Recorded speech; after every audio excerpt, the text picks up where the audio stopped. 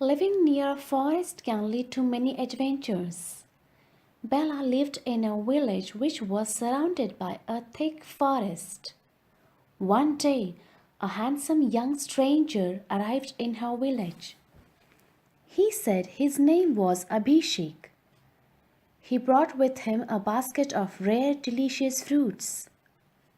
He distributed these fruits to everyone in the village, saying he had picked them while walking in the forest. The simple villagers took the fruits. Everyone liked this good looking, generous man, especially Bella. Many young men had already asked for her hand in marriage, but Bella had rejected all the suitors. But this man was different. He walked and talked differently, almost like a king. Abhishek too noticed the pretty village girl and asked if she would marry him. Everyone thought it was a wonderful idea, and the wedding was fixed for a few days later. In the meanwhile, Abhishek would often disappear into the forest and return with more fruits and flowers. The villagers sat and discussed this one day. These fruits are not to be found easily. An old man told the youngsters gathered around him. They grow only in the remotest corners of the forest, which even people like us, who have lived here all our lives, have not been able to bring back. Abhishek is an extraordinary person, and Bella is lucky to be marrying him. Bella was among the young people gathered around and heard these words. It set her thinking. How did Abhishek come and go from the farthest corners of the forest so easily? She decided to follow him and find out for herself. That night, when the entire village was lying under its quilts and gently snoring, Bella stayed awake. Close to the midnight, she spotted Abhishek making his way stealthily into the forest. She wrapped a dark shawl around her shoulders and head and followed him at a safe distance. On and on Abhishek walked, padding between the trees and bushes, as if he could see clearly in the dark.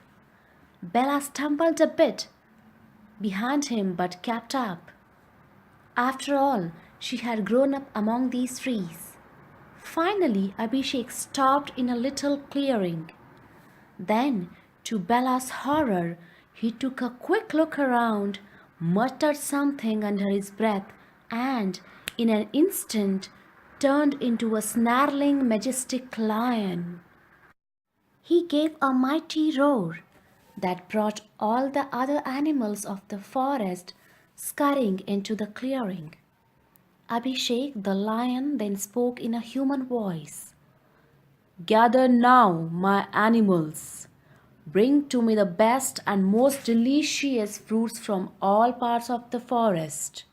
Bring me the sweetest mangoes, the tartest gooseberries, the plumpest wood apples. Bring me beautiful flowers and honey that is like nectar. Now go, hurry." The tigers, bears, monkeys, squirrels, and all the other animals scampered off to do as they were told. Only a huge grey elephant stood quietly waving his trunk. He trumpeted something to the lion which Bella could not understand.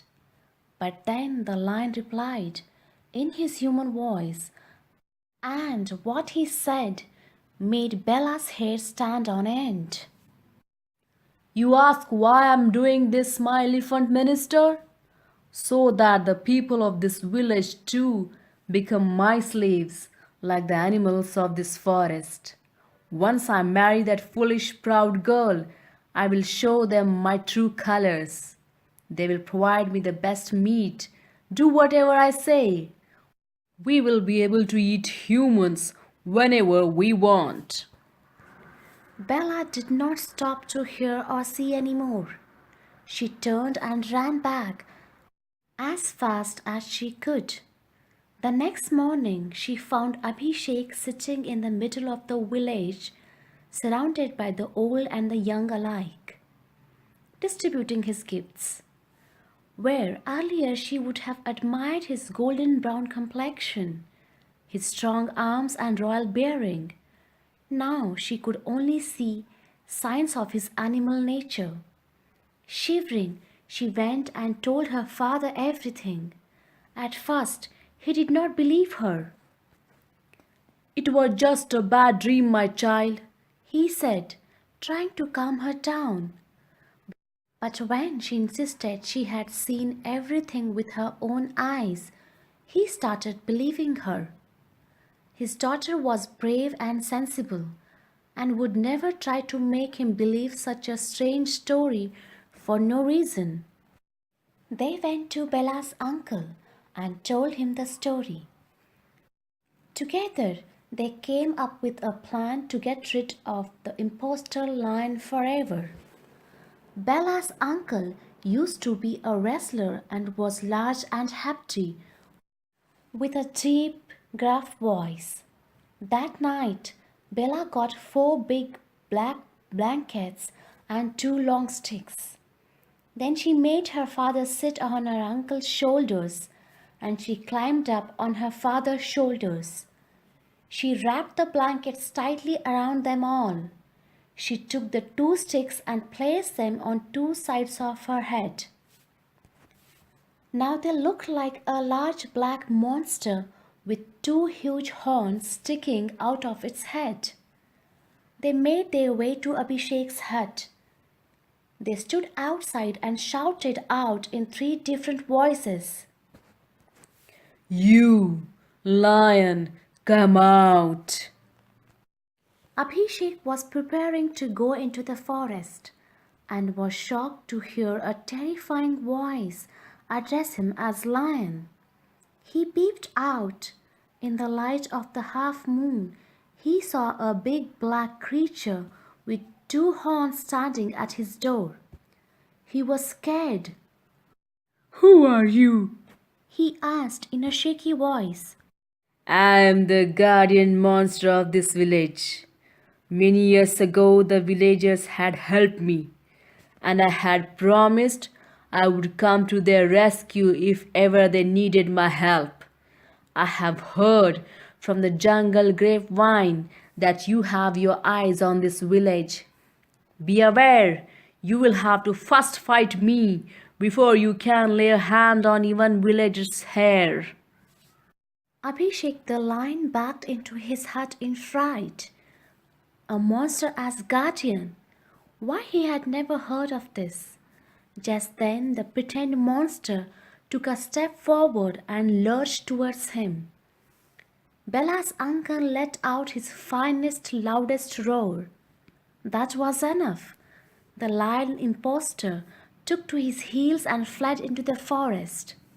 He ran and ran till he reached the den. Life in the jungle was so much safer than the village, he thought, panting. Never again would he even dare to step that way.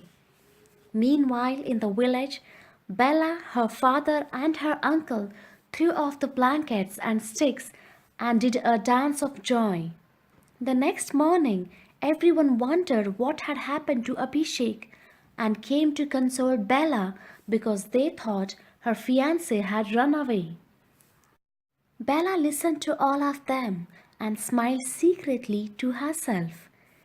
She had got the better of that cunning lion.